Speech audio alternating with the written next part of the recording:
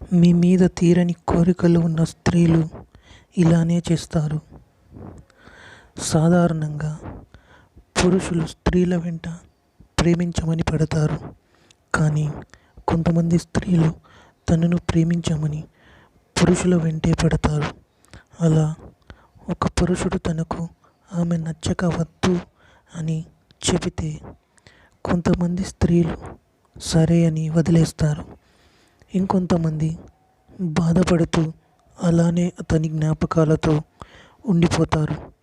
కానీ ఇంకొంతమంది స్త్రీలు మాత్రం అతని మీద తీరని కోరికలతో అతనే కావాలని ఎలాగైనా దక్కించుకోవాలని చూస్తారు.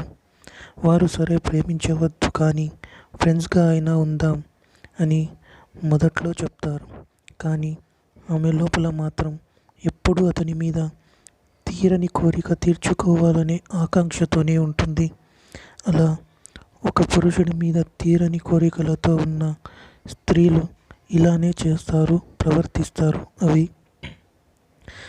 మీరు తనను చూసినా చూడకపోయినా తను మాత్రం మీ వైపే చాలా లోతుగా నిశా కళ్ళతో మత్తుగా మీ పెదవుల వైపు, మీ చేతుల వైపు, మీ కళ్ళల్లోకి కళ్ళు పెట్టి చూస్తూ మీ మీద తన తీరని కోరికను మీకు తెలియాలి అని ప్రయత్నిస్తుంది.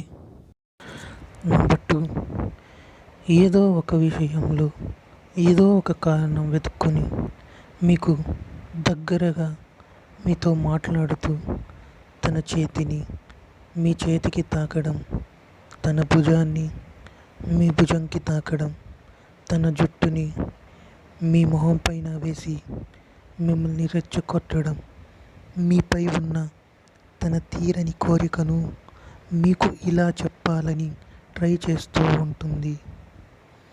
నెంబర్ 3, స్త్రీలు చాలా రిజర్వ్డ్గా ఉంటారు. కానీ ఆమె మీ ముందు తన డ్రెస్ని మాటికి సరిచేసుకుంటుంది. తన మెడలోని చైన్తో, తన చేతికి ఉన్న గాజులతో ఆడుకుంటూ మీ వైపే తిరిగి దగ్గరగా ముందుకు వంగి వెనుకకు వెళ్ళి మళ్ళీ ముందుకు వస్తూ అలా చేస్తోంది అంటే మీ మీద తన తీరని కోరికను తట్టుకోలేక ఇలా ప్రవర్తిస్తోంది అని. నెంబర్ 4, ఒక గుంపులో ఎవరున్నా ఆమె కాళ్ళు, చేతులు, భుజాలు, పాదాలు, తుంటి మొత్తం తన శరీరమే మీ వైపే చూపిస్తూ ఉంటుంది. ఇంకా ఎవ్వరి గురించి అస్సలు ఆలోచించదు, పట్టించుకోదు. ఆమెకు మీరు తప్ప ఇంకా అక్కడ ఎవరున్నది అని అనవసరం.